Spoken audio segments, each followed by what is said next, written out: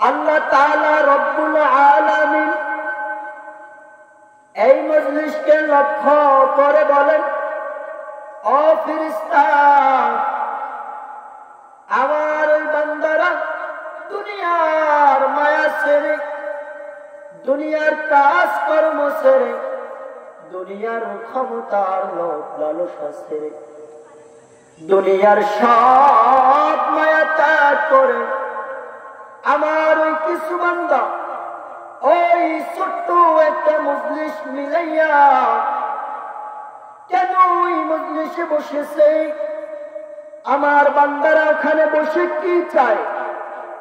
তখন আল্লাহ তাআলা রহমতের ফেরেশতারা বলে, আল্লাহ, তোমার ওই বান্দারা ওইখানে বসার কারণ হলো তারা তোমাকে চায়, তোমার জান্নাত চায়, তোমার জাহান্নাম থেকে নাজাত চায়। তখন আল্লাহ ডেকে বললেন, ও ফেরেশতা, আমার ওই বান্দারা আমি আল্লাহকে দেখছে নাকি? বলে, না মাওলা, তা দেখে নাই। আমার ওই বান্দারা আমার বানানো জান্নাত দেখছে নাকি? বলে, না মাওলা, দেখে নাই। ও ফেরেশতা, আমার ওই বান্দা আমার বানানো কি জাহান্নাম দেখেছে? বলে, না মাওলা, তা তো দেখে নাই।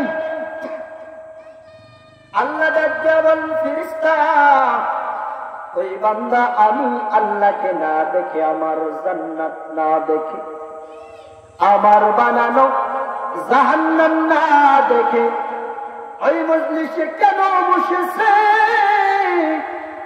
তখন আল্লাহ ডেকে বলেন, যে বান্দা আমি আল্লাহকে না দেখে, জান্নাত জাহান্নাম না দেখে, পরকালের ভয়, কবরের ভয়, আমি আল্লাহর ভয় যারা ওই কোরআনের মজলিসে বসেছে, ফেরেশতা, আমি আল্লাহ তোমাদেরকে সাক্ষী রেখে ওই বান্দার জীবনের সব গুনাহগুলো মাফ করে দিলাম।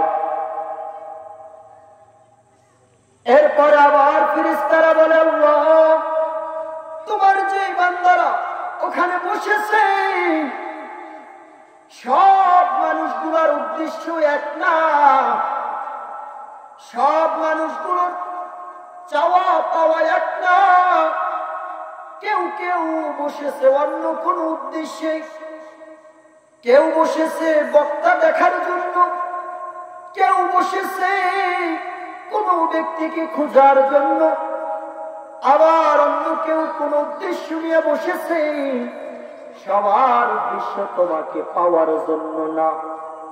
আল্লাহ ডাক দিয়া বলেন, ও ফেরেশতা, যেই বান্দা কোন উদ্দেশ্য নিয়ে, কে কোন উদ্দেশ্য নিয়ে বসেছে, কে কেন বসেছে আমি জানতে চাই না, কে কোন আশায় বসেছে আমি জানতে চাই না, কে বক্তা দেখার জন্য, কে কাকে খোঁজার জন্য বসেছে ওইটা আমি আল্লাহ জানতে চাই না।